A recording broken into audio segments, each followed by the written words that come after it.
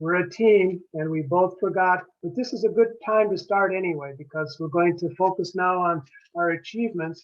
I'm going to share my screen, and Sue has agreed to start walking us through our achievements since 2018, when she was one of the leaders in getting us off the ground.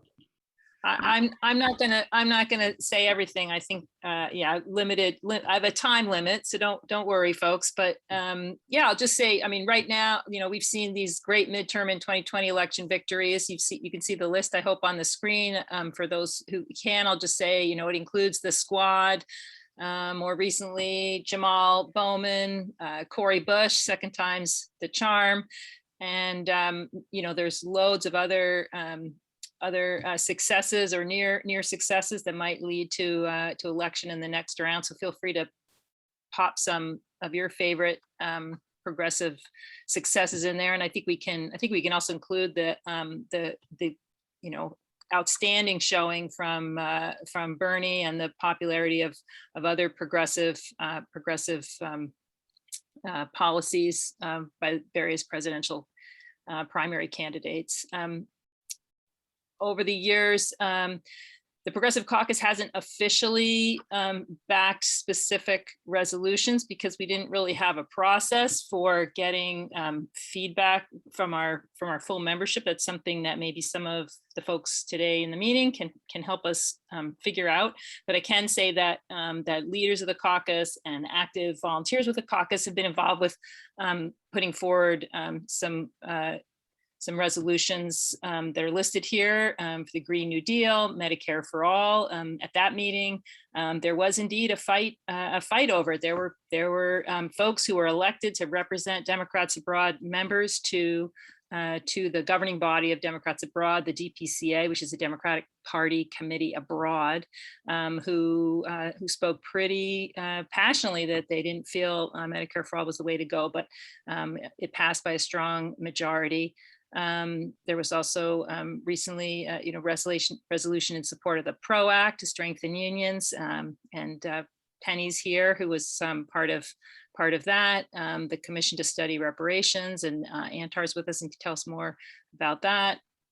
Gun control resolution by one of our youngest members who joined Democrats Abroad, and I think within months was working on a resolution. She organized a March for Our Lives in Mumbai previous to that, and some resolution that didn't pass, which had to do with relieving the tax burden on ordinary Americans abroad while ensuring that the ultra rich would pay their fair share, which explored the relationship between a potential wealth tax in the US and the Democrats Abroad current position on residence-based taxation, which potentially could be in conflict with each other. So there's some interest among some Progressive Caucus members, and I imagine others as well, in further exploring that.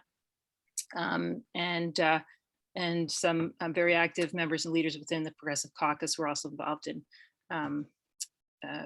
two resolutions that led to some really in-depth and I think valuable discussions around policies related to Israel.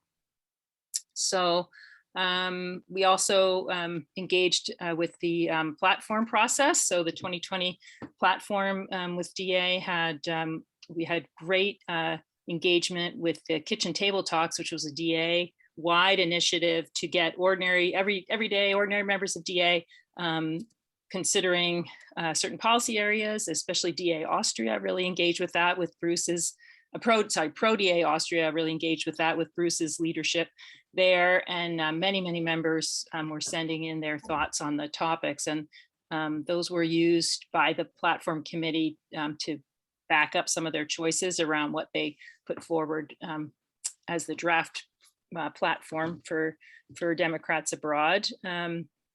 After there was a draft platform put forward, there was an organized effort within proDA to support or edit, change some aspects of the platform. And so we actually coordinated so that there were platform resolutions put forward at all 3 regional committees, regional meetings around the world. And so you can see the list here of the some of the successes from that. We were able to get retain support for the wealth tax. There were some members of the taxation task force who were concerned that the wealth tax might be in conflict with DA's residence-based taxation position. So a number of us worked to ensure that the wealth tax, support of the wealth tax was in our platform. Regardless, residence-based taxation is also in our platform, and there are some who feel they're not in conflict. Some informed people who feel they're not in conflict. So that's important for me to share. And you can see the rest here, the democratic right to protest globally, supporting Medicare for all, including undocumented immigrants and medical workers, getting rid of a phrase that said that the government should be run like a household and stick to its budget, as opposed to having fiscal policy that works for all Americans. There was nothing about student loan debt forgiveness, and so we got that added into the platform, some cybersecurity protection, adding the Green New Deal by name, stronger support for union rights. Again, Penny, who's on the call today, was involved with getting that put forward together with Jerry in France, public funding for campaigns. And our platform said that the World Trade Organization, our draft platform said the World Trade Organization was an international organization that DA wished to strengthen. And a number of us felt that that really didn't belong in our platform, and we were successful in having that removed. In terms of party reform, proDA was very engaged in the Unity Reform Commission process after the 2016 election. I actually attended in person the final meeting of the Reform Commission. I hand delivered a petition with about 100 signatures from Americans living overseas who supported the reforms. We co-sponsored a rally at the DNC meeting where the reforms were voted on. We're currently promoting the DNC review of primary reforms. And there's a survey that's still open where we can register our thoughts on what we'd like to retain or expand in terms of reforms. I'll try to remember to drop that into the chat. And we ran forums and a survey when DA was electing its DNC members. We put on a survey and forums for the candidates. There's so much. And as near the close of the primary season for 2020, we ran a couple of events called Bittersweet November to sort of help our members who were disappointed in the outcome of the primary to sort of process that and move on and engage with the general election and support of our ultimate, our eventual ticket. We had Betsy Attore and Esteban Rodriguez come forward to offer to do a book club about 1.5 years ago. And so that's been going strong and very well. You'll hear more later. And Bruce with proDA Austria started the Biden-Harris reports, which transitioned into a proDA global activity. There's lots of other stuff, but that's a window into some of the accomplishments that have been done by many people. I feel fortunate to know about them, but I can't take credit for much of it. Thanks. Thank you very much, Sue. With 1 minute to spare, that is pretty impressive. And I want to say that no one of us accomplished all of this. And it's also the case that the Progressive Caucus didn't do it all by itself, but one of the things that we are always striving to do is to understand what is happening in Democrats abroad and plugging in where we feel that what is happening really does fit within the parameters of our progressive mission, and constantly try to push the envelope to make Democrats abroad even bigger and better as we progressively perceive it. All right, we're going to take now some time to consider our strengths and weaknesses. And I'm going to begin by claiming that we now have in Democrats abroad a number of strong caucuses and ours, the Progressive Caucus, is one of the largest. Not only have we been successful in reaching out and encouraging actually several thousand of our members to be connected to the Progressive Caucus, but we also have a solid core of volunteers who have contributed in doing everything that Sue suggested we have done. And those volunteers also have worked hard with events in helping us to create fora for exchanging information and discussing in a polite and principled progressive way. Sometimes it gets a little heated, but I've never really been involved in a discussion where we haven't had to completely rely on Robert's Rules of Order for making sure that we stuck on topic. And we also have in very many ways contributed to DA's development. And for some who have been with DA for longer than I have, if we look back and consider what has happened during the last decade or two, Democrats Abroad has developed amazingly, now holds great potential so that we can, with some strong plausibility, say that in certain elections in the United States, we really are the margin of difference. And I think moving forward, we're going to try to figure out how we progressives also can be contributing to the margin of difference for victory for progressive candidates. And in order to do that, we're going to also consider some of our weaknesses. We have a huge number of people who associate with the Progressive Caucus, but the number of those who are really actively engaged is not that great.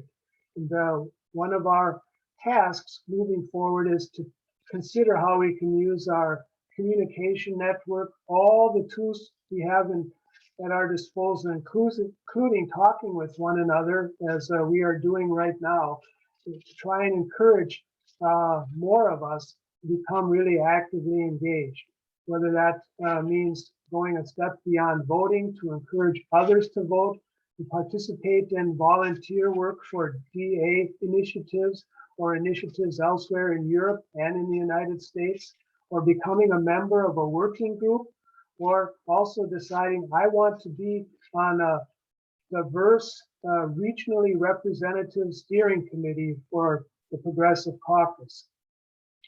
Membership engagement, we have room for improvement. Also, we talk often about our resolutions and our platform and wonder what has happened to them. I remember being in Washington, D.C. for my first global meeting, where we were really pleasantly surprisingly successful with the Green New Deal resolution and the Medicare for All resolution.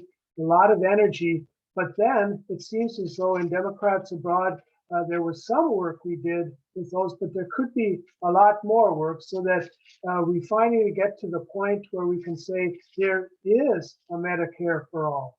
And there are provisions in our infrastructure and other legislation that tell us that we have turned the corner on a Green New Deal with that climate clock ticking. And in so many other areas where we're working, it seems to me it's necessary for us to consider what can we do to transform resolutions, platform planks, and other things that mean so much to us into legislation that is implemented and into other action. All right, then one of the thoughts that I have is how we have our own Congressional Progressive Caucus in the United States. And to date, we haven't worked that hard to coordinate and collaborate with that caucus, which is growing now so that it now has more than 100 members. And they are attempting to be more united in their diversity and to take stronger united action with their most intense test coming up now in September with the caucus. You can see it with their members, and you can see it in their web presence and in their press statement saying, we are going to stand strong, resolved to demand big bold infrastructure legislation to meet our physical, human infrastructure needs and our needs for climate change mitigation and climate justice. What can we do to understand better the Congressional Progressive Caucus, what it is doing, and how we can contribute to its success and even intensify its resolve? All right. We now have some time to open it up for discussion of strengths and weaknesses. I'm going to stop sharing my screen for a little bit here so that we can see each other better. And we're going to use the infamous star hands up approach for this. And I'll try to keep a handle on this and ask Sue also to take a look at the queue and ask who might want to get started, perhaps saying something that you think is a strength of our Progressive Caucus, or if you want to, go straight to addressing some of our weaknesses.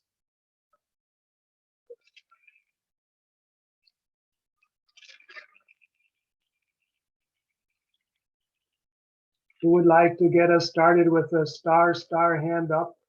Or if you want to, go to your reaction button there and do one of those hands up. Bruce, Brett is with us, and Brett's going to watch the chat for us. And I see that Angela has her hand up. So, all right. Greetings to Hi. Brett. I'm sorry that I didn't see him. And Angela, the floor is yours. Hi. I wanted to say that I think one of your strengths is how thoughtful all your events are and how informative they are. I don't know that I can mention a weakness, but I think this is probably, your events in the Progressive Caucus are probably some of the most thoughtful events that I've attended. So thank you very much for that, Angela. And while we're on the topic, I want to say that under your leadership, I attended some totally amazing Global Black Caucus events. And so that compliment goes right back to you. well, thank you. Thank you. I didn't expect that, but thank you so much. And I love being a part of the Progressive Caucus. It's great. And we love it that you're here with us, and with your skills, including your great communication skills, it seems to me that you might be able to help us when we start talking about some of our weaknesses in that category. Yeah, you know what? You didn't put the link for the volunteering, the sign up in the chat. If you would do that, that would be really great. I would like to sign up. Sue, are you talking? Please unmute. Yes, I'm talking, and I'm saying I'm putting the link in now. Thanks for the reminder, Angela. Thank you, Sue. And Brett, do you see anyone else there in the queue? I do not see anyone in the queue. Might you like to take this opportunity then to sign in with some comments from the United Kingdom? Sure. Hi, my name is Brett. I'm Vice Chair of the United Kingdom, and we are in the process of trying to form our own proDA UK chapter here in the UK. It's still in very early stages, but we're hoping to have like a town hall meeting in October. So if there are any UK people on the call right now, please do keep an eye out for that. But we've already got several people who are working hard to get it organized. In the lead up to this meeting, or these meetings, and also as a way for me to orient myself, I've been talking to people in many different countries, country committees, including the United Kingdom and China and others who are working on developing their country committees. And that presents us with a very pleasant challenge, and that is how we can combine, interact, coordinate, and also when we see best practices, share them so that our Global Progressive Caucus continues to learn as we interact at the local, country, and global levels. All right, we have Mason and then Penny. Sorry, actually, Chris and Caitlin were before me. I think Caitlin, then Chris, then me. All right. Thank you very much. Okay, thank you, Mason. Yeah, I'm going to be quick. I just want to say, yeah, I'm really, really grateful for the Progressive Caucus. What I would really like to see, and what I think this is a great forum for, is creating more stronger regional networks within our regions and also across regions, of course. But I'm really glad to see some of you guys, a lot of you for the very first time. And I think it would be really great if we connect today and really make sure that we're working together, working in conjunction, because we're stronger together. So I just popped our email in the chat for Germany. And if anyone wants to reach out and connect, this would be a really great to talk about how we can collaborate further. So thank you. All right. Thank you, Caitlin and Brett. And now we have Chris in Sweden.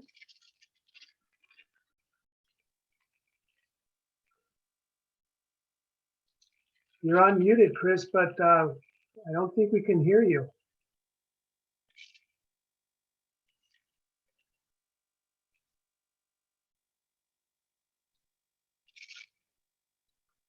Yes, take a moment to work on that. In the meantime, we'll go back to Mason in Germany. Yeah, sure. Well, I'm in Alabama right now, actually, but usually in Germany.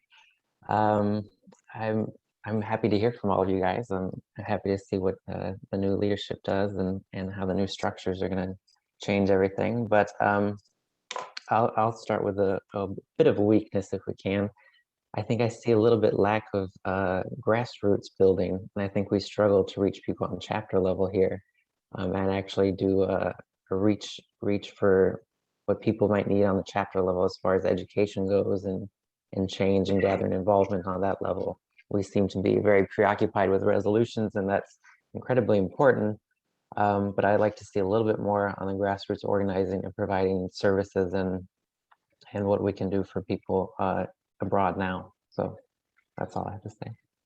I'm going to ask some follow-up questions occasionally. And the first one is based on something you wrote in your chat box about Alabama being able to overcome a ban on yoga in public schools. I know I want to remain focused, but that really caught my attention. Could you say a sentence or two about that? Oh, I was just remembering that. I mean, the Democratic Party in Alabama is fractured right now. They are suing each other for control. There are two factions, and the Secretary of State, who is a very staunch Republican, is having to weigh in and essentially gets to choose our leadership coming up, I think. But there are a few young progressives who have made it into the state house, and one of them did overturn the yoga ban in public schools that has been there for 30 or 40 years now. But we can only use English names for the poses. All right. And next follow-up question, can you think of one or two particular examples of grassroots interaction and services that we could provide at the country level? I think one of the best things we can do is educate. I think that is a key building block in our country progressive committee that Caitlin Antar set up. And one of the most inspiring things I've seen was from the Frankfurt chapter. They put together a education series. I think it's slowed down a little bit now, but somebody who was a little bit more on the elderly side came together and decided she did not know about all the topics that were being discussed on the global level, and she wanted to learn more. And so she brought in an expert, and it was great to see all the people log in and just come to learn about something and learn about a topic. So they felt able to have a discussion on it. That's something we could certainly try to do. Thank you very much for elaborating on that. And I want to say that what is going on with the proDA in Germany, Caitlin will talk a little bit more about this later, trying to make sure that everyone in our membership has an opportunity to learn what decisions are being made at the executive committee level and perhaps also at the DNC level. That is good for a variety of reasons. And it could be that we would link to the United Kingdom and China with doing that sort of grassroots activity. And it seems to me that that is also a way that we can link and grow together. There's more I want to say, but I want to give Penny a chance. I've been eager to see Penny again. Hi, Penny, and what is on your mind in the strengths and weaknesses category? Actually, hi. First, it's great to see everyone. And this is less about thinking about strengths and weaknesses. And I'm thinking more about how, on a practical level, what this proDA means for us here, for example, in France, and how to connect. And I've had some of these discussions many years ago, it seems, with Sue. I mean, dating back to 2016, we've had, since France for Bernie, we then became Our Revolution France. And I think we're now the only international chapter, and have been over these years, of Our Revolution. Then we became France for Bernie again when the next campaign came. And then after There's No More France for Bernie, we've been back to being Our Revolution France. And we've also have DSA in France, which has started. And I've made no secret of this amongst this group, but I should, since there's new people here, I'm a lifetime member and founding member of DSA, Democratic Socialists of America, and a proud one at that. And a number of the people who are in Our Revolution France, we worked quite hard. We have nearly 700 people who were part of the group, who were France for Bernie. We worked very hard, and a number of us are also Democratic Socialists, to create an entire new leadership, not entire, but quite a bit of change in DA France right now. So the thought of creating yet another layer of proDA in France, for example, makes absolutely no sense. Yet at the same time, as Bruce and as Sue know, have been participating and try to contribute wherever we can. So I think it's not a strength or a weakness, but I think you might be having some similar developments possibly going on in other parts of the world. And the last thing we want is to create more meetings unnecessarily and figuring out other, perhaps, the silos and the slabs talking to each other, so that we're not draining people's efforts and building upon them. And sorry that was so long. Thanks very much, Penny, for that. One of the keys, I think, to our success is also collaboration. And we are investigating what possibilities there are for us to interact with groups like Our Revolution and DSA and a whole variety of others, including the Sunrise Movement and March for Our Lives. And I think we want to see within the Democrats Abroad framework what opportunities are there for us to continue pushing the envelope in ways that avoid what you just suggested could be a weakness, and instead we would like to perceive it as potential for a strength. And it could be that it would even develop to the point where it would be a topic for our communications or events working groups, or I can even imagine it becoming its own working group where we focus on intersectionality, not only within the Democrats Abroad environment, but outside, following a little bit of that old inside-outside activity. All right, Brett, what are you seeing? Chris thinks he has his mic ready. So Chris is up next, and then Sue. All right, Chris. Well, if she wants to comment on what was just said, maybe it's better if she goes first. Sue. How are we for time, Bruce? Is that okay? We have 10 or 11 minutes before we jump to the next topic. Okay, then I'll go ahead. Thanks, Chris. It will fade in my mind if I wait too many minutes.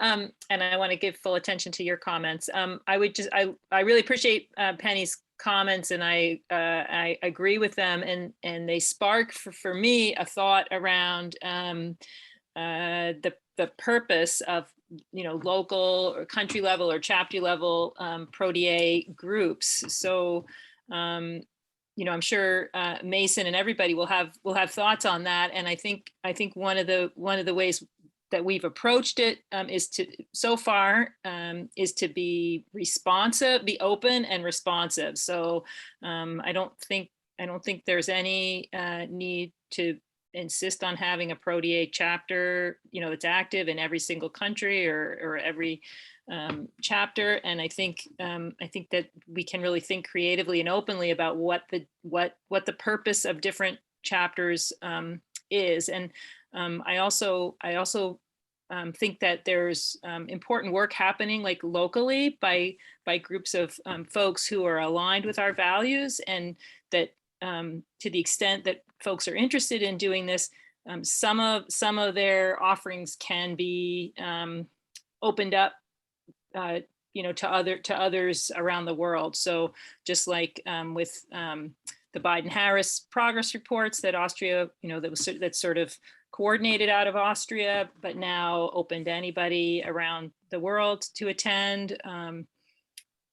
We've invited folks to some of the proDA Germany sessions so that they know they can hear those great reviews of the global meetings and things. So I think there's a lot of opportunity for different and new approaches to organizing locally and offering programming. I'd like to hop in just with a quick comment to it. I attended an event earlier this week hosted by DA France Lyon on student debt relief. And that was such a great event. I'm hoping to connect with the organizers of that. We would like to, in France, learn more about what's going on. Similar to Germany, there are just so many chapters with so many things going on. We can look at the event schedule, but if we have an opportunity to get more information about what is being planned, maybe then we could collaborate and also promote more of the activity in all of DA France. Chris, you came in loud and clear there. Good. Yeah, I can't really comment on the strengths and weaknesses since I'm new to proDA, but I actually kind of have a few questions that are, I don't know, is there I'm in Sweden, is there a Sweden proDA? Does anybody know offhand? It seems as though we have sensed that there was something like being on the verge of, but not quite completely. So there is a group, but I think they're using Meetup to connect. We're not coordinating as well as we maybe could, and I don't know if they're sending emails out to using to send emails to your membership just in a country or a chapter. That's not done through the global caucuses. That's sort of under the local country committee or chapter. So I'm not aware of whether they're sending out emails to their membership. So that's something we're working on trying to get them connected. But we can figure out a way to get you looped in, Chris, for sure. Let's. Yeah. I'm going to put the Progressive Caucus email in the chat. So just pop us an email there, and we can introduce you to Mike Saphall and is it Arrow Carroll or somebody else now? It is Arrow now. Yeah. So it's Mike Saphall and Arrow Carroll, if you know either of them. Yeah, I think I went to one event online in the fall or in the spring. Yeah. But I don't yeah.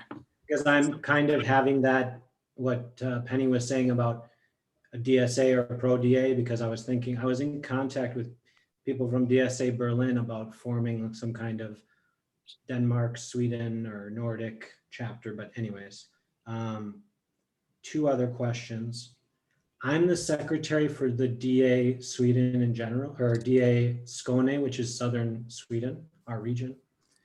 And they decided that the country level committee decided that we're not having events because of Corona restrictions. I was wondering if other countries are doing the same, because it seems unnecessary to me.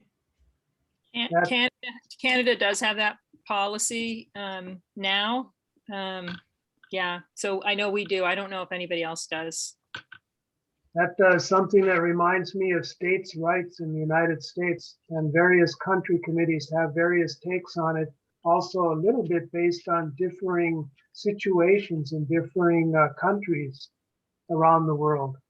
Yeah, And, Canada's fairly litigious. It's not as bad as the US, but it is somewhat that way. And we've been letting Americans in for quite some time, and they haven't reciprocated, even though it's way worse in the States than here. Chris, do you have any more questions? Yeah, and I mean specifically for our DA to have like an outdoor picnic or something. But anyways, the last question is about the relationship. Do we have a relationship with like the staff of the people from the squad or from Justice Democrats? Because if we don't, we should. And I think from a strategy perspective, if somehow this $3.5 trillion thing gets tripped up and they only pass the other one, or some kind of, it gets slimmed down beyond what it should, those members have to have pressure put on them to not vote for it. And I want to be part of that, because every time AOC or one of them sends me a survey or something, I make sure to comment that you have to use your leverage in this to make sure that if we don't get our way on this big infrastructure, we have the leverage to pull the plug. So they have to do that, and they have to do that on defense bills as well. The framing of this as a 3.5 over 10 years is not emphasized enough. The defense spending, 850 billion per year over 10 years, that's double what this will be. So they need to talk more about comparing this to the defense bill, but yeah, I'll stop there. I'd like to say that we have an ask out to the Congressional Progressive Caucus for someone to meet with us, and we're waiting for a response to that. We agree completely that our link to the Congressional Progressive Caucus and its members can be stronger. We want to work on that. And we have our own proDA Facebook page, and right now we're regularly messaging Chris with things that I imagine you're thinking about all the time as we get into this critical phase with the dual infrastructure legislation package. And it involves us writing to senators and representatives, looking for events online, and increasingly they're in person in the United States, led by some of the progressive organizations, figuring out how we can support that, and also encouraging people in states like West Virginia or Arizona or elsewhere, going out to strategic places and making sure that their message is heard loudly and clearly. If you have also ideas for that, please write to us and share them, and we'll also get them into our Facebook postings. Brett, could you show me that queue one more time? The queue is empty at the moment. It had Caitlin and Antar for a second, but they put their hands down. Oh, I saw Caitlin and Antar, but now Daniel's waving his hand too. Oh, I missed Caitlin and that, Antar, sorry. is it okay for Daniel to go? Yeah. I think my question is something to talk about later. Yeah, just ignore it. All right, please don't forget. Daniel? Thank you. So I just have a brief kind of announcement slash whatever else you want to call it. I'm here in Mexico City. I'm part of the Mexico City subchapter of the country chapter of Mexico. And I just wanted to let everyone here know, because I think it would be something that I imagine a lot of people here would support. And we will share information and progress as this project goes. But I am part of a group of 3 of us who are here in Mexico organizing a voter registration campaign for Mexico, because Mexico is arguably, if not factually, the largest cohort of US eligible voters abroad. And that is because of the somewhere between what we estimate to be about 1 million to 2 million US born Mexican people who are here in Mexico, Mexican identified, grown up and everything in Mexico, but they were born in the US for a variety of reasons. And we are working on a literally a what we call a municipio, so like literally like a town by town campaign that would go across the country to register voters and get people the information they need and the infrastructure they need to be able to send in their votes to whatever state. Many of these voters are from or would be registered in border states, but there are plenty of people across all 50 states. So I would like to let you all know, I'm excited about starting this. This is something that we're going to begin in the next couple of months. I'm currently healing from a ACL surgery, but once that's healed in the next few weeks to a month, we're going to be starting a process whereby we won't be holding events, but we will be doing as much as possible a small sort of piecemeal at first door knocking campaign in small towns where we know we have contacts who have registered previously mostly in the last election, and were able to get their vote in. And so we're going to be using those contacts to widen our net and establish a voter registration campaign nationwide that we're hoping will, if we can't get, the million to 2 million people that we estimate are actually here, hopefully at least a few 100,000. And we're hoping that will, that's like the biggest, that could be a really big impact potentially in whether it's border states or other states, speaking of the margins that we could potentially represent. And so you'll look out for more information. We'll send out, progress reports. We'll send out hopefully some, we'll do some real social media campaigns and otherwise to share the development of this caravan. Thank you very much for sharing that with us. I imagine that you're also communicating with other chapters in Mexico, and we've noticed that the Guadalajara chapter also seems to be interested in our work with the Progressive Caucus. So perhaps we can build a growing nucleus for moving forward with that under your leadership. I should say one of the people in our 3 is part of the Guadalajara chapter. All right, that sounds great.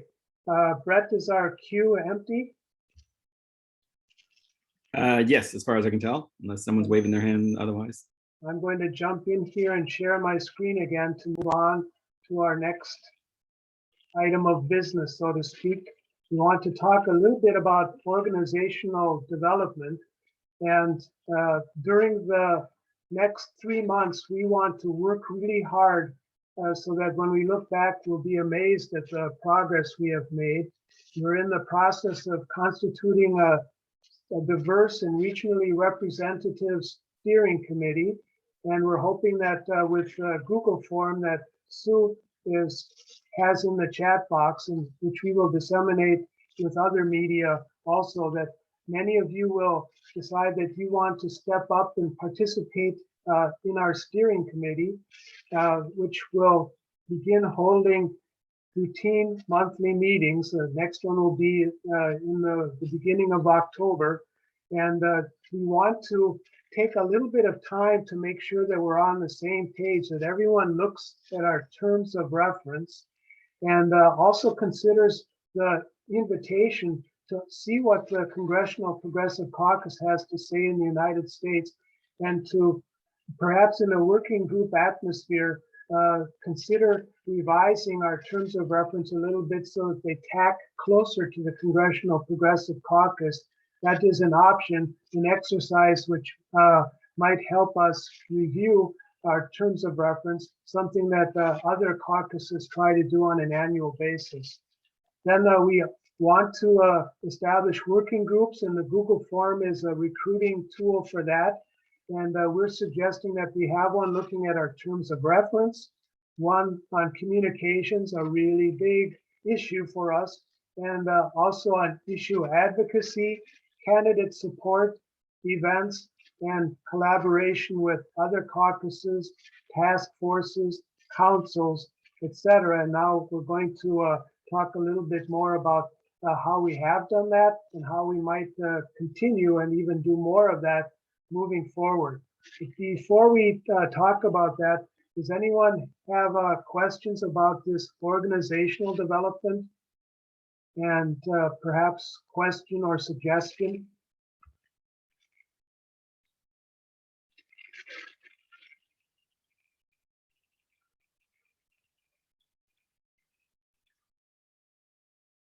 If you give us a star hand up, we'll call on you. No pressure.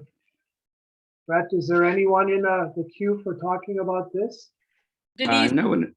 okay, do these make Go sense to. as working groups to start out? Do people have other suggestions?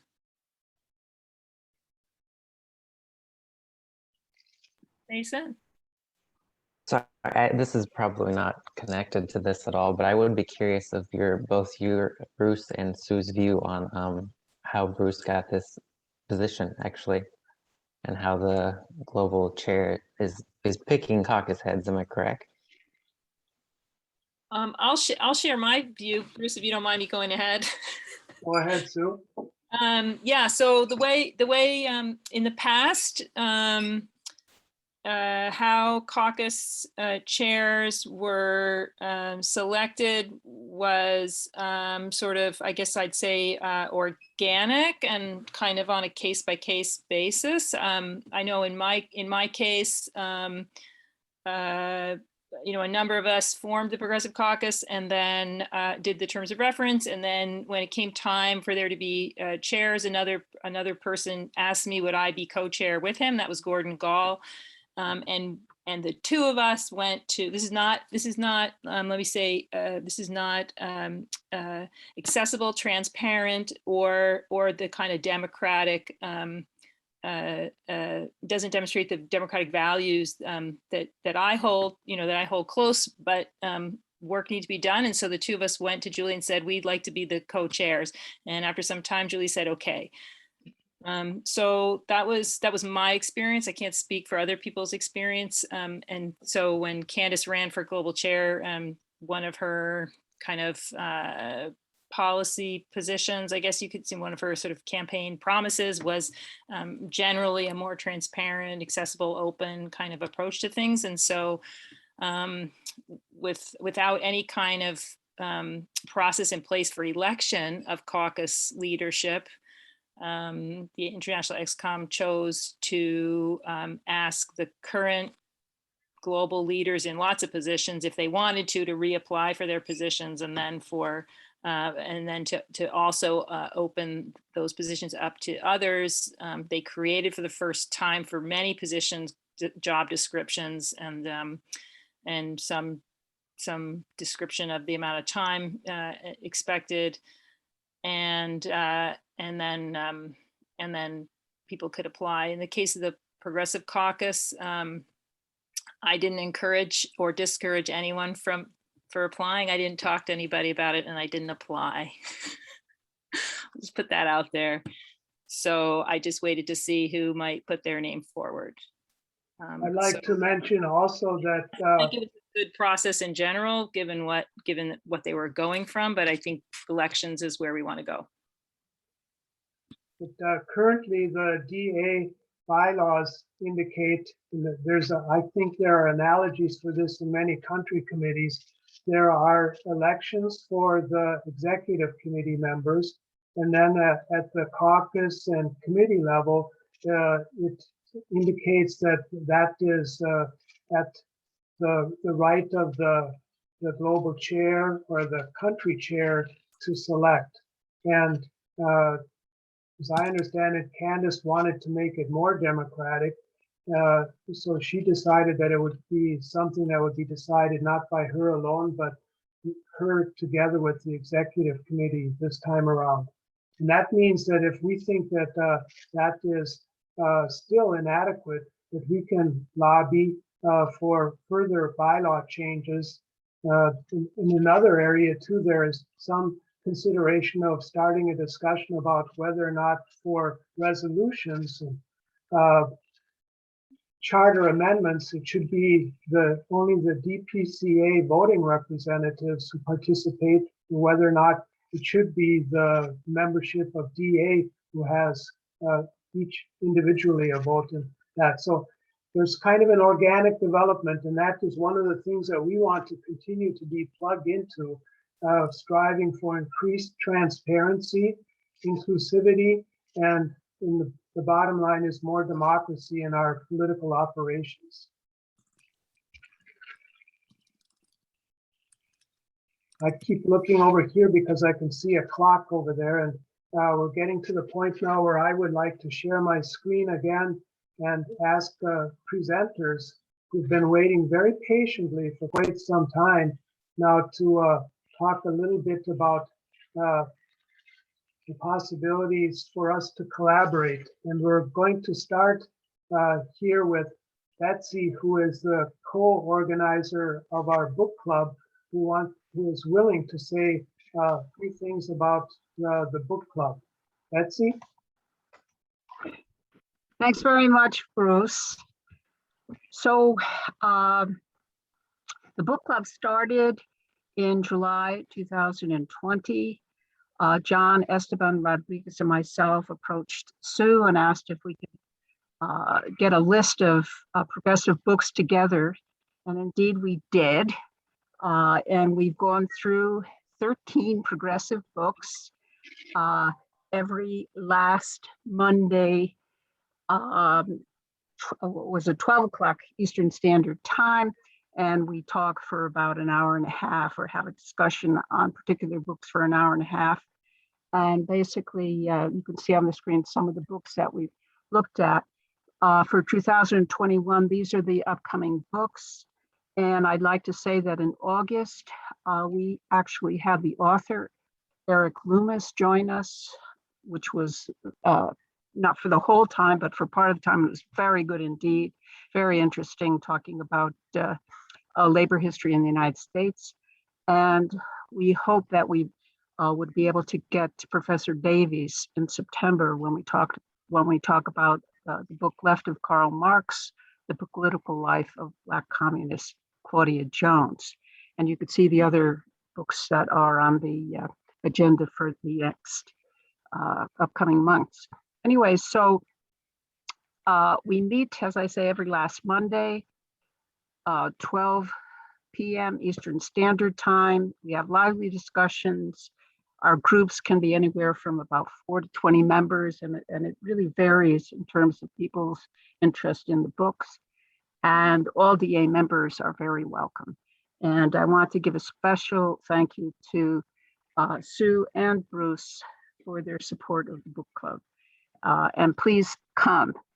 And Sue, could you put the link for the September meeting in the chat box as you did before? Thanks very much.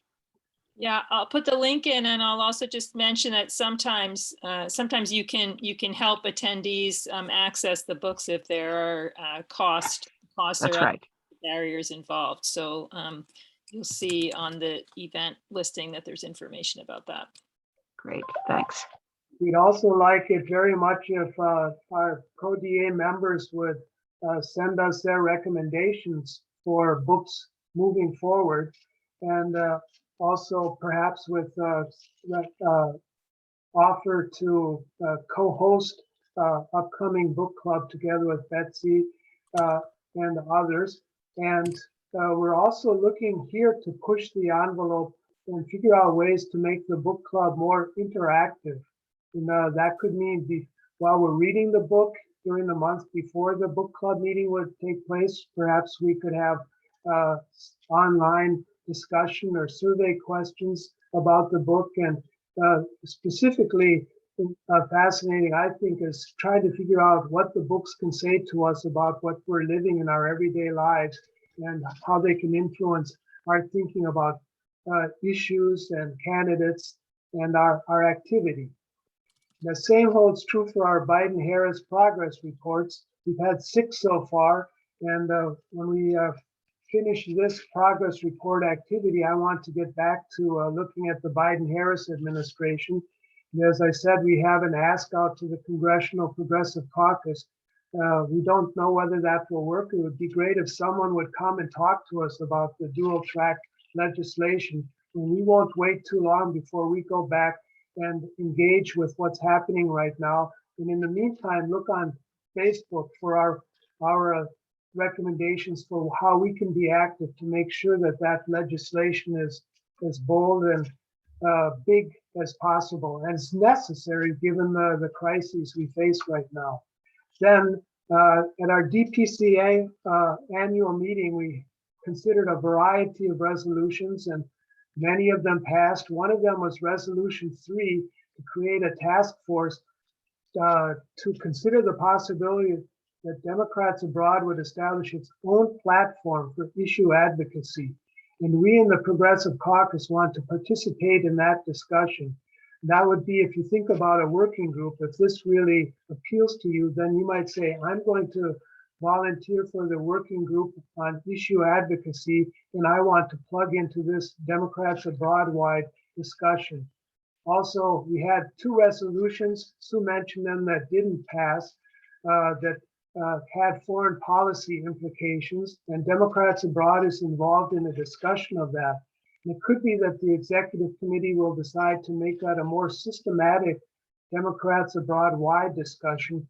We in the Progressive Caucus also want to participate in that and continue pushing the envelope so that we ensure that we as Democrats abroad members in our Progressive Caucus are making sure that our organization stands for protecting human rights globally and making sure that our resources, monetary and otherwise, are spent as effectively as possible for the good of human beings and not for, I almost gave a Bernie Sanders line there. Excuse me for that. Also, we're going to continue our resolution and charter amendment work. And then we have with us now also Heather Stone. I'm not sure if Marnie Delaney is here to talk with us a little bit about the Medicare Portability Task Force, Disability Caucus. They are working on things that can help us take the next steps in making sure that we move closer and closer to Medicare for all. So I'm going to call up the slides that Heather has. And Heather, if you're ready, the floor is yours. Just tell me when you want me to go to the next slide. Thank you so much. And thank you everyone for inviting me. Marnie was not able to be here. And I'm here with 2 hats to say a few words about both the Medicare Portability Task Force as well as about the Global Disability Caucus, which is now in formation. So first, a few words about Medicare portability. If you will all recall, back in May, there was a resolution that passed the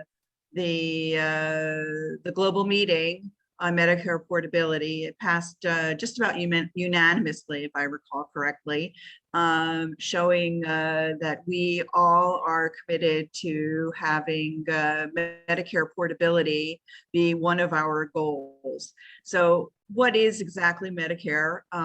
It is one of those benefits that Americans get, especially when they reach the age of 65.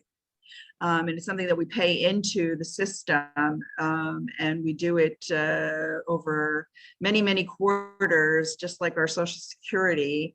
But unlike Social Security, which we can get wherever we are all over the world, Medicare is not a benefit that you can access unless you are inside the United States. So we are now in a position of looking at what do you do if you want to be able to get your Medicare and you are outside of the United States? And is it fair to be taxed and not be able to get that benefit? And of course, it is not fair. Medicare is on the verge of collapse and is not managing to raise enough money to be able to manage all of its burdens. And so it is actually one of those situations that it could be a good thing for Medicare to find a way to outsource some of its burdens by having Americans go overseas and get medical care at lower cost. So we know that the medical systems outside of the United States are lower cost and sometimes just as good, if not better, than the American medical system. And so what we are looking for is for this opportunity to explore with the US Medicare system. There happened to be some legislation that is right now. You can flip through the next. I'm trying to go quickly for your benefits since here this is a good one this is a good slide to stop on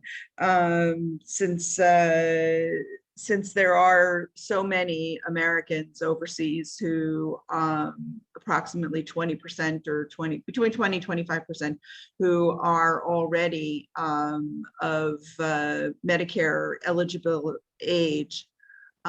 We are trying to work with a group that has already been promoting this legislation that is now about to go into the reconciliation package, we think. We are trying to make sure that there will be a feasibility study to examine Medicare portability and that it will include Americans who are already overseas and not only try to promote the possibility of Americans who are currently in the United States going overseas to be part of a feasibility study.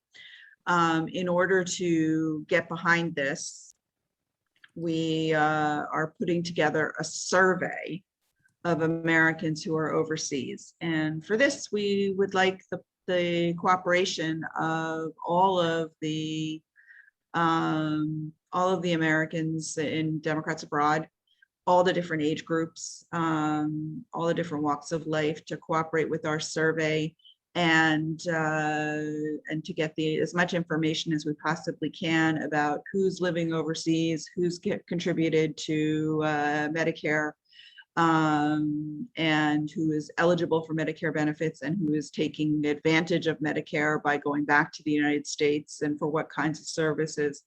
And we would love to have your cooperation with distributing the survey when it's ready, getting involved in the Medicare task force and helping us out. You can see that we already have members on the task force from all 3 regions, and we encourage everyone to get involved. So that's Medicare. And I think the last page is just how to contact us. I think that's the steps that we're taking. But I don't want to take up too much of your time. Maybe somebody could put the information of how to contact us into the chat. I should mention that one of the reasons why I'm here to talk about disability is because I am visually impaired. And I'm one of the founding members of the Global Disability Caucus. And so that's my other hat and why I'm here. Is to also mention that we are putting together this Global Disability Caucus.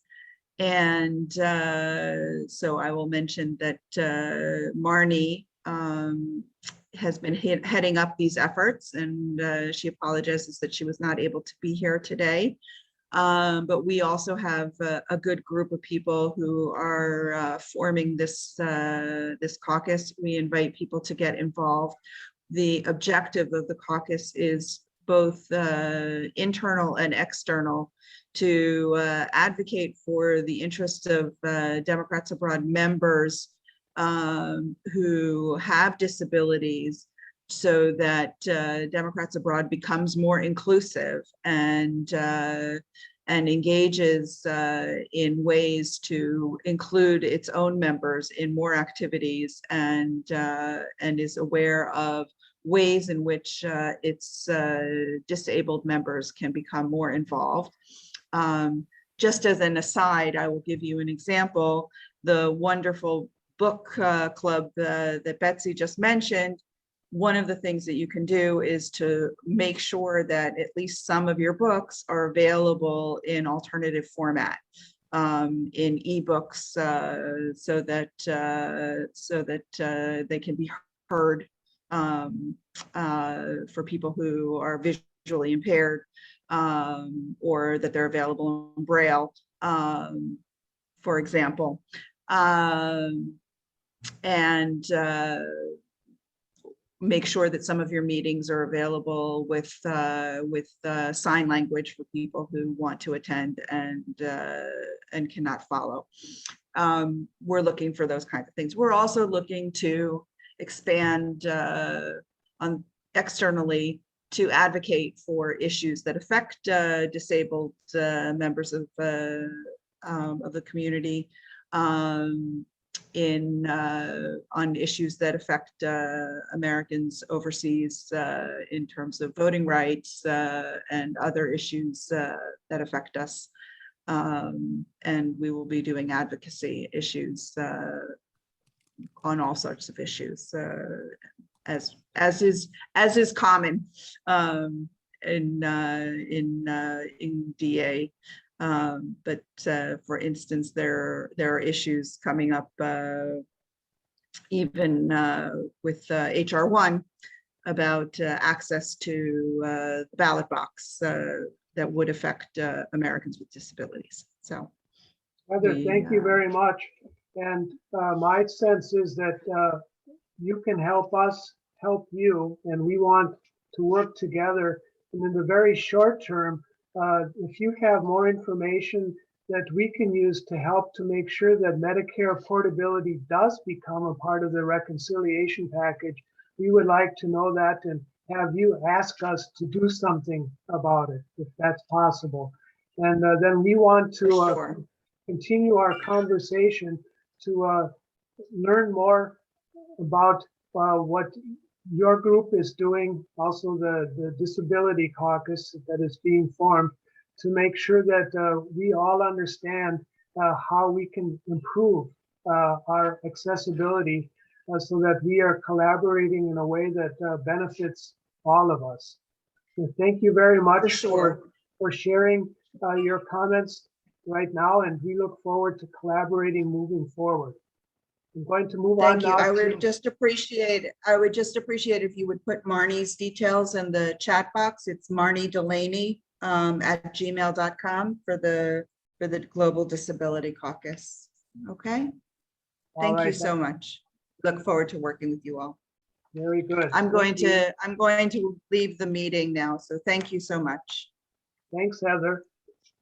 Going to move on now to Caitlin Kennedy and the DA Germany Progressive Caucus to learn a little bit more about their work in their next meeting. Caitlin? Hi, everyone. Thank you, Bruce, and thank you, everyone, for being here. As Bruce said, Antar and I are working with the Germany Progressive Caucus. I'm really excited to see a very strong contingent of Germany members here. We have Stephen Foos, who's been on our steering committee since before day one, really. Mason, who is one of our really most active members, full of ideas. Angela's here with her wealth of experience in caucus leadership. And I also see Dash Nesbitt, who's been heading up the Germany Climate Caucus, the very first climate caucus in Democrats Abroad. He's also been at a lot of our events, so we're very excited to work together with them. So just really glad to see so many people from Germany on this call.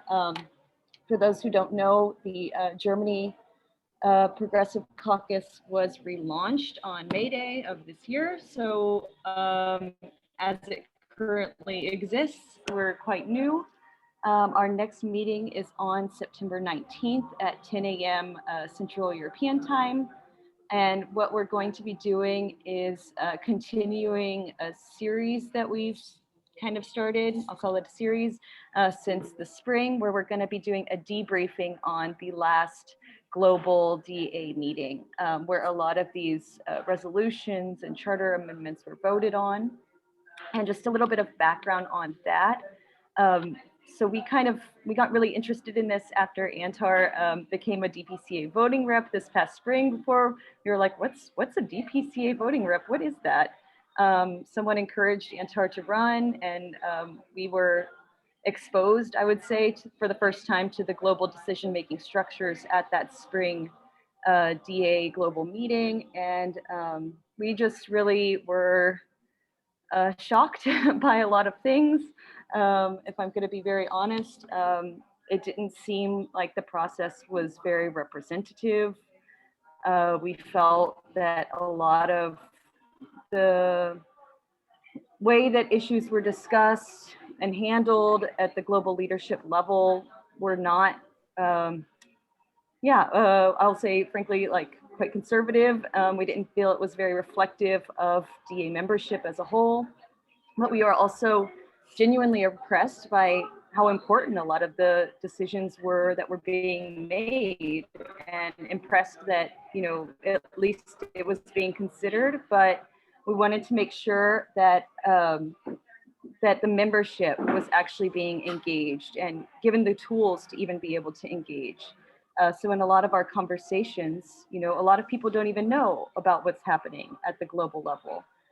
So we're trying to kind of remedy that by opening up the discussion and by striving to make things more transparent.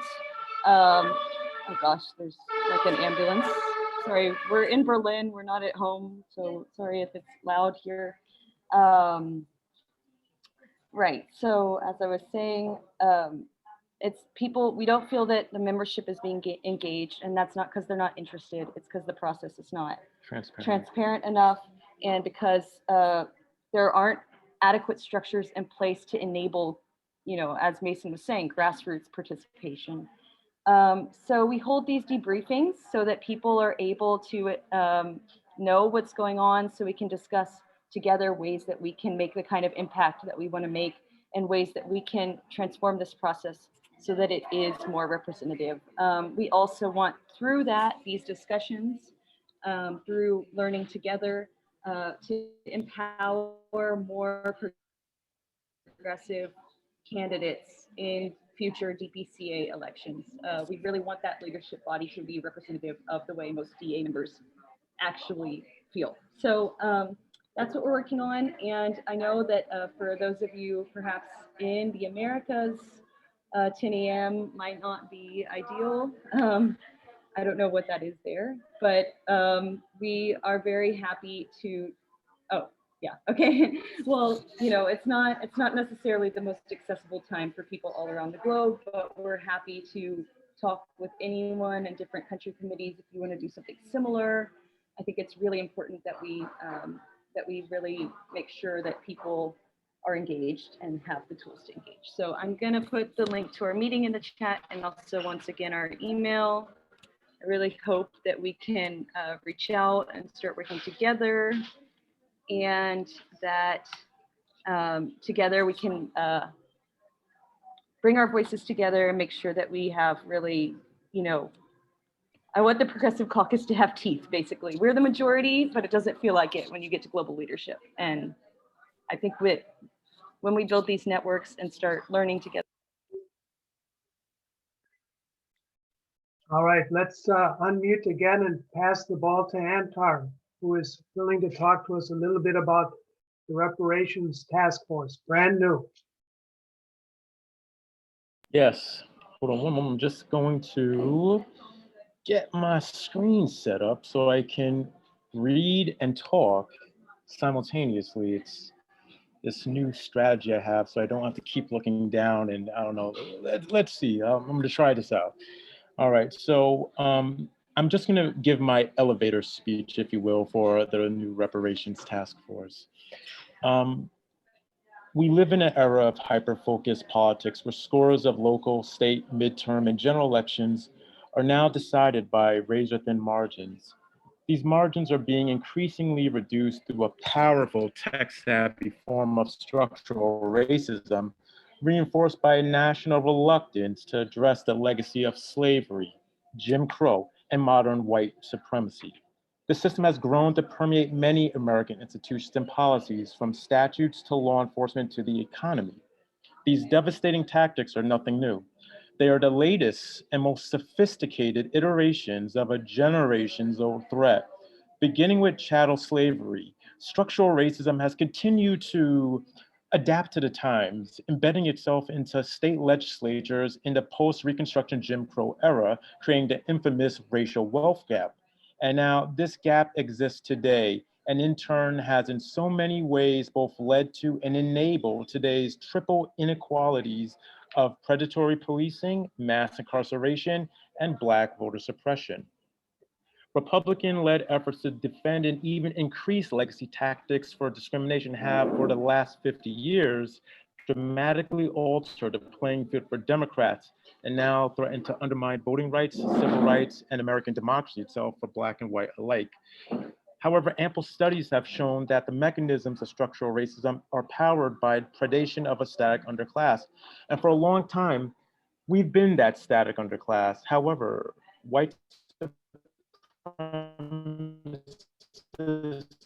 systems are slowly starting to affect a diverse range of Americans, including historically, however, primary target, resulting in today's racial disparities, educational, legal, civic, and healthcare experiences in America. These disparities weaken the voices of many voters who would actually be receptive to progressive policies, many Black voters at that. But these voters feel that they must resort to incrementalism while holding back aspirations in lieu of a more moderate stance, because to vote progressive would just be too risky. Americans of all backgrounds, however, working together can begin the process of reversing each of these disparities one by one through legislative reparative policy action. Reparative justice as a progressive issue would help expand civic engagement with Black Americans while reinventing and engaging the Black American left in a way that we haven't seen in over 6 generations. Advocating for the bill HR 40 is not a Black specific endeavor, it's an all-American one. This bill makes the most progressive demand of the federal government and holds the promise for transformational change, first by tallying the unanswered for and largely unknown evidences of crimes perpetuated against Black Americans, the heart of the Democratic Party, and also researches solutions to these issues, which will have a net positive gain for progressive politics by introducing a core piece of legislation through a progressive channel. Such action would hone in on the intersection of race and class, while working to show how the progressive politics of the day bring freedom for everybody. This task force essentially gives the progressive politics of the day a new channel into Black America. As we've seen in South Carolina, for instance, there seems to be a disconnect between how, essentially progressive politics writ large meshes with identity-based politics that are intertwined with economics. We can show how progressive policies actually merge neatly, dovetail quite nicely into these kind of politics that on the surface appear identity-based, but are actually quite progressive and would have a very powerful mechanism for overwhelming progressive change, starting with rejuvenating the Black American left. So what I would like is anyone who is remotely interested in reparative justice within the United States, remotely interested in holding the American federal government accountable to its own obligations, and remotely interested in increasing progressive stances and progressive support amongst Black America, which historically has been the most progressive identity in the United States up until perhaps the 1990s. Now is the time to get involved. Now is the time to push for HR 40 in the US Congress and all other reparative legislation throughout America. This task force is specifically designed to do that, to bring in more Black voters, and also secretly to bring in more Black progressive voters. So please join me if you will. I'm going to post the URL here, and I'm also going to write my new email address that I'm pretty darn excited about. Oh, org, not DE. Boom. All righty. Antar, while Thank you're you doing very- that, I'm going to thank you very much for your very eloquent presentation. You are an amazing speaker. And Caitlin and Antar, you're a really great team there in Berlin right now. We look forward to continuing working with you and to learning from you. And continuing in Germany, I'd like to give the floor to Dash Nesbitt, who also spent the majority of the afternoon and much time during the last couple of weeks preparing for a great meeting on regenerative agriculture. And he is here to talk to us a little bit about that and the formation crew for a new caucus, a new council. Dash? Yes, thank you so much. And what an honor to follow Caitlin and Antar, two of the most amazing people in DA. I'm so happy that I get to see them at work in DA Germany. So I'm going to speak about the new, it's in formation, the DA Environment and Climate Crisis Council. It's a long name, but we're following exactly the wordage from the DNC, Environment and Climate Crisis Council, who are really an inspiring crew over there in DC. They're doing fantastic work all the time, and they're already quite engaged with our formation crew for this DA, essentially version of the same organization. Let's see here, where do I go to?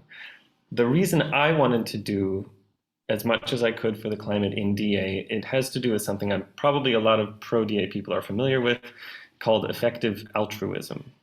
And this is this investigative method of donating money to charities, which says, how will my dollar do the most good in the world possible, period. And I've thought a lot about that principle. And when I was trying to decide what on earth should I do for this passion I have for working for climate in the climate world, for climate activism, I realized the most effective thing I could possibly think of is getting the United States government to act. Because for better or worse, the world follows a lot of what we do. And if we can get our government to really act and make meaningful policy about around the climate crisis, I can't think of anything more influential in the big scheme of things, getting the world to change their policies in other governments, getting other governments to step up and make bigger pledges at the different conference of parties that happen every year. Anyway, this, I believe, is the most important thing that I can do as an American, is get our government working for the climate crisis. Bruce is also a really great member of our formation crew, and I don't know how he has the time to do pro-DA Global Caucus and be a big member of our formation crew for the DA ECCC. That's the quick way of saying it. I met Bruce at a climate reality project small group training. Bruce and I were doing one of Al Gore's online training courses, and we happened to be in the same group, and I said, why isn't the pro-DA hidden behind Bruce's face? Because I usually see that giant poster, but I thought he had put out something on his wall, but I realized later it's obviously just a background. Anyway, there's quite a few working groups. There's, just make sure, there's watchdogs to follow closely the news, what's going on in the news around the climate crisis. Policy and events, voter outreach has done a lot of great work already to get climate wording into the calls that are going out to voters for our voter outreach, making sure that climate comes up. And that's, I think, a motivating factor for a lot of young voters, making sure that they're registered and they're getting their voices heard. Intersectionality, this is an issue that crosses all borders and all all factions of human society. Everyone's going to be affected. Stewardship is a working group focused on making sure that internally in DA we're being responsible and walking the walk as well as talking the talk. And the plan is to have an approval around the Conference of Parties 26 in Glasgow. So this is the COP26, the yearly meetings of all of the members of the Paris Agreement countries. And that's when we're, I think, going to be launching. And I would love to see any new faces at our meetings. It's an important issue, obviously. So thank you so much for your time. Dash, thank you very much. And of course, everyone can keep an eye on the events page. All of the formation crew meetings are DA events. And Dash might be willing also to give us some contact information in the chat box we can use to reach him to learn more about upcoming meetings. And when all is said and done, there is so much that we can do. Sue, would you like to say anything more about the tax filing proposal and the California election coming up? Oh man, well, I mean, there's we're running short on time, but I'd just say that there is a call to action currently through the Taxation Task Force of DA to get tax filing relief for people who have $0, like Americans living abroad who owe $0. So for those on lower incomes, it can be important to have that relief. So I'll pop that into the chat. And then I think also there's the state teams that are formed, and I'll pop something into the chat about those with a link to more information. And I think people may want to engage with those state groups or form some new state groups related to, swing states or places where there may be a need for progressive action, like New York, where the primaries are inaccessible, we'll say. All right. When all is said and done, and thank you very much to those of you who have stuck with us beyond our 90 minutes, we want to chime in with one final urging for you all to look at that Google form that Sue might be willing to put into the chat box once more, and look for it also in our other proDA media, and consider how listening to all of our presenters in this last segment, how we can, with our working group and steering group and proDA activity in general, support them and ask them to support us as we progress, pushing the envelope of Democrats abroad and pushing the Democratic Party and our congressional leaders to make sure that we really do make progress across the board at the scale of the crises we are experiencing today. There's a lot on our plate. We haven't done that well for the last couple of decades with policy making in the United States. We stand on the verge of doing some really big things that could hold us in good stead next year and moving forward. Thank you very much for joining us today.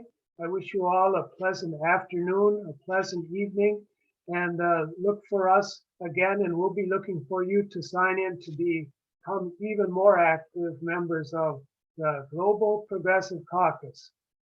Thank you, everyone.